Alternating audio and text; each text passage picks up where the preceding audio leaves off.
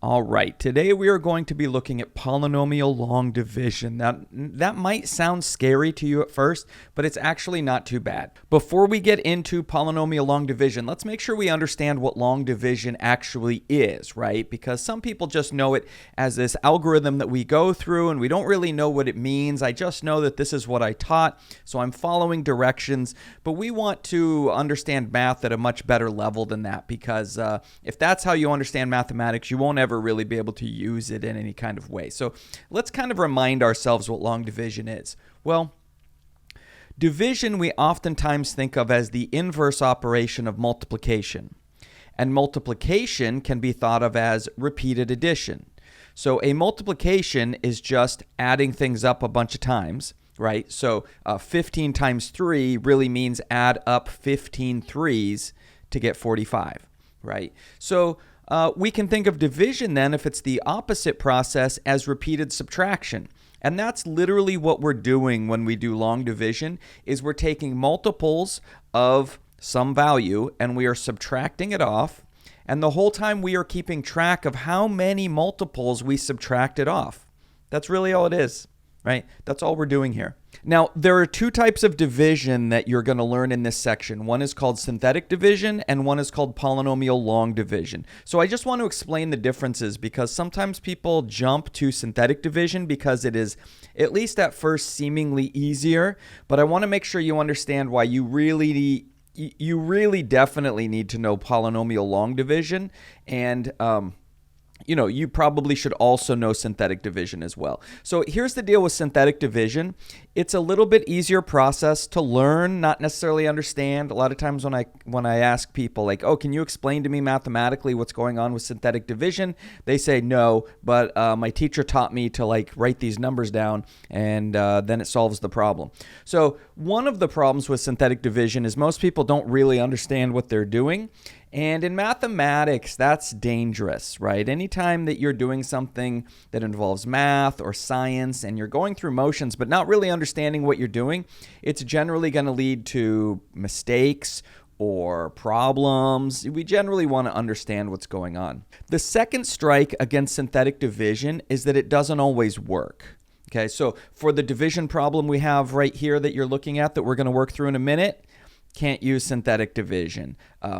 Technically, there's a bunch of work you could go through to try to make things, do like a workaround to make synthetic division work. But at that point, you might as well just do polynomial long division. You haven't really saved yourself any work at that point. Also, you have to be careful with the sign. When you're assigning the value in the corner that you're going to use for synthetic division, you have to pay attention to if that factor is x plus or x minus. Students miss that sometimes. So there's some mistakes, even though synthetic division, there's kind of this siren song drawing us in, going, oh, this is so much easier. It has some major drawbacks. And that one of those major drawbacks is that there are many times where it just doesn't work. Okay. So, it's up to you. The homework tells you to, you'll have certain problems that say use synthetic division. Use whichever division you want on the homework, okay? Those of you going on to calculus, you will have calculus teachers who expect you to know what synthetic division is. But just be aware there are division problems, and it's not like rare. There's all sorts of division problems that you cannot solve using synthetic division. Right? So just want to make sure everyone understands that at the outset. You really should know both of them. And the truth is, neither one of them is extremely difficult. So, should be pretty straightforward to learn those. Okay, so let's look at the problem that we've got right here. We have a polynomial long division problem that we're going to work through, and we're dividing 2x plus 3 into 2x cubed plus 7x squared minus 24x minus 45.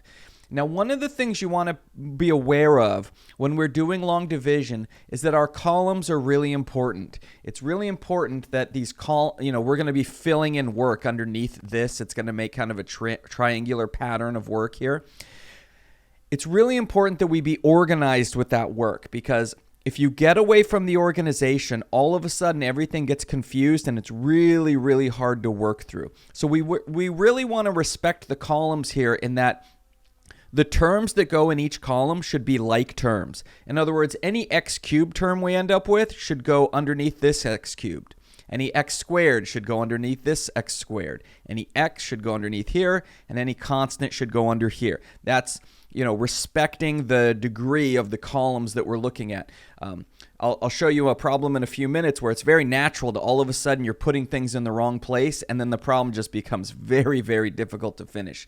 So try to put your terms in the right columns.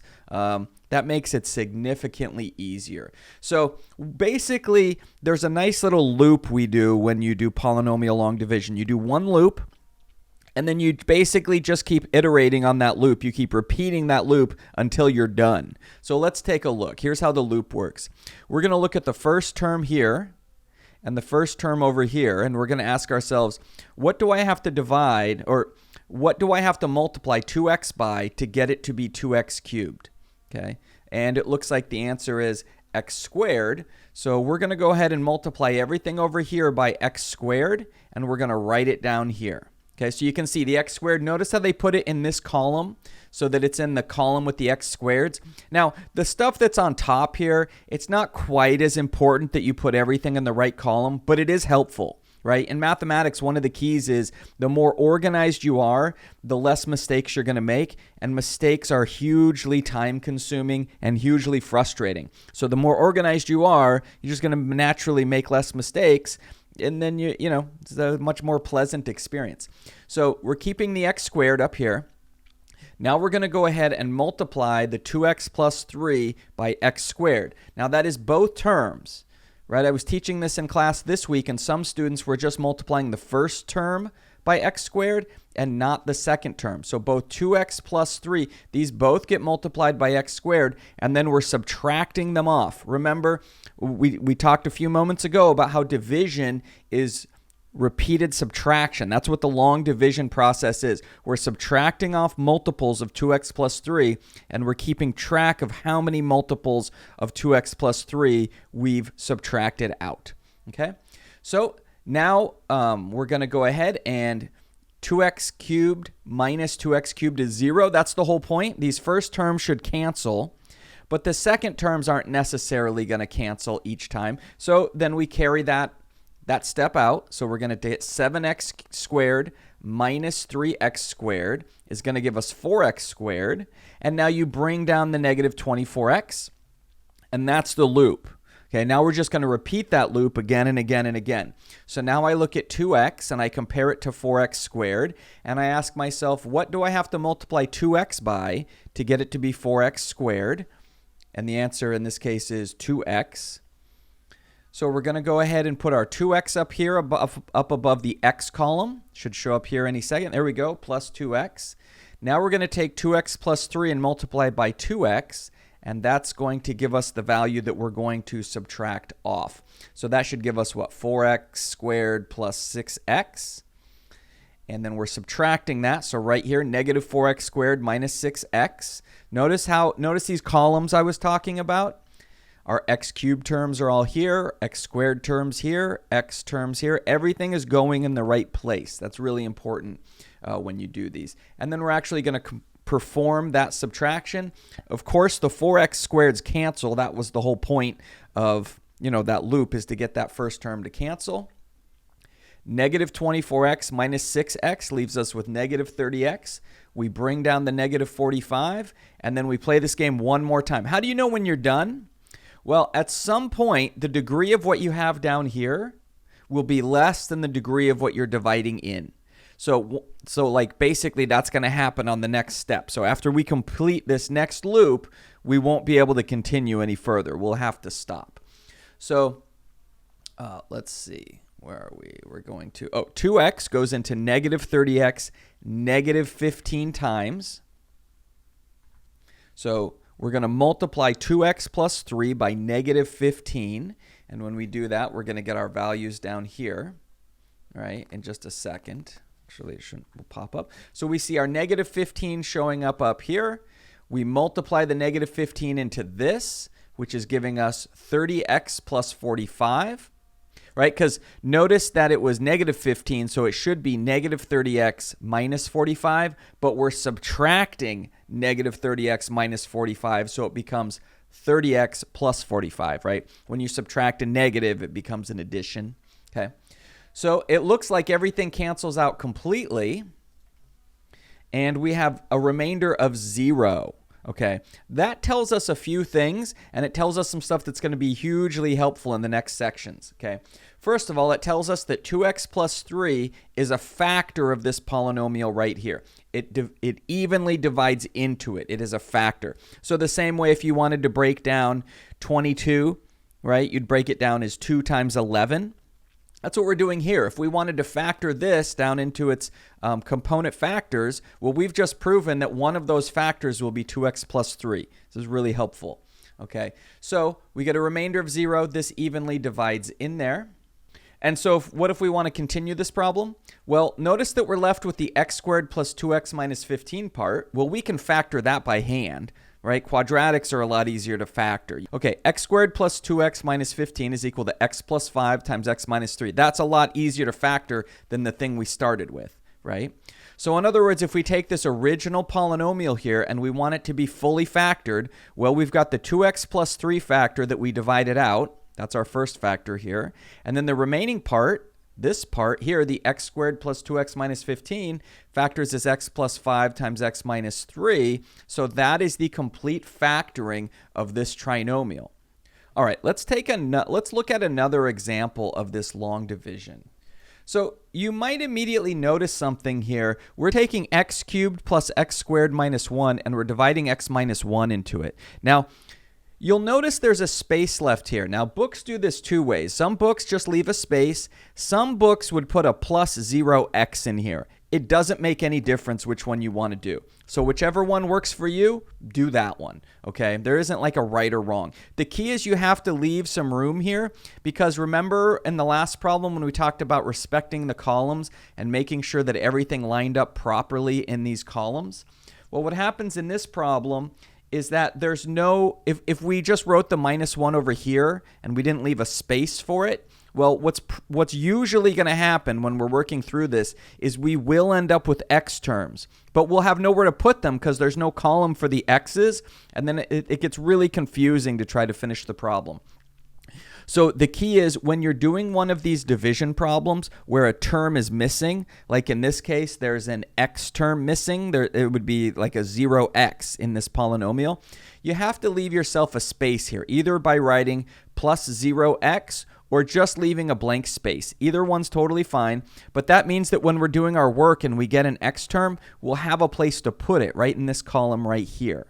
Okay, so that's one of the two things we have to look out for, that, kind of little details that we have to pay attention to when we're doing long division. One is making sure that when we need to, we leave a little space. That's easy enough to do. It's not complicated. You just leave yourself a little bit of a gap before you finish writing the polynomial.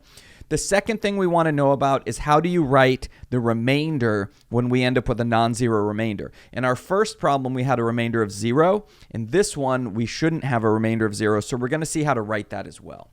Okay, so let's go through those steps. Same basic steps, like we've set this up for the space. Then when we're doing the long division, it's the same exact process we went through for the last problem. And then if we end up with a remainder at the very end, we just figure out how to write it correctly. So just some little details. Okay, so I'm going to look at x and figure out how many times, what do I need to multiply by for it to go into x cubed? And the answer, of course, is x squared. So we're going to take x squared and multiply it by x minus 1. So I'm going to go ahead and multiply that through. And that's going to give me x cubed minus x squared. But we're subtracting that, so notice how it changes the signs. So it becomes negative x cubed plus x squared because it's a subtraction that we're doing. So as soon as we go through and do that, of course, the x cubes cancel. That was kind of the point of that step, is to get the x cubes to cancel. X squared plus x squared is 2x squared. And then we're gonna repeat this process. So we're going to go, all right, what do I multiply x by to get it to be 2x squared? And the answer is 2x. So we're going to put that up here on top. See how we have an x and we needed a column? for the x term, and we're going to need it even more in just a second when we multiply this 2x into the x minus 1. So when I do that, we're going to end up with 2x squared minus 2x, and again, we need that x column for this 2x. Where would we put this 2x if we didn't have this column? If we had had this negative 1 smashed over here? Like, you could still write the 2x, but everything's like in the wrong place now, and it's really confusing.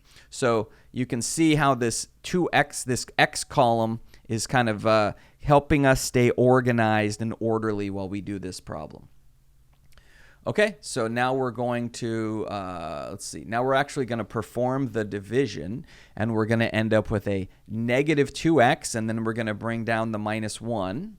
So we get 2x minus 1, and then we're going to go, okay, what do I multiply x by to get it to be 2x? And the answer, of course, is 2. So we're going to end up with a plus 2 up here. Right, plus 2. We're going to take that plus 2 multiplied by x minus 1, which is going to give us 2x minus 2 down here. And you can see it's not going to, things aren't going to cancel out perfectly the way they have in the past. So let's go ahead and get that out there. Let's put the 2x minus 2 down there. And then we're going to go ahead and perform that subtraction. And we're going to be left with, it looks like we're going to be left with a 1. Now, we can't continue this process anymore because we know we're done with the long division part because the degree of 1 is less than the degree of x minus 1. So we can't continue it any further. So here's how we're going to go ahead and write that out.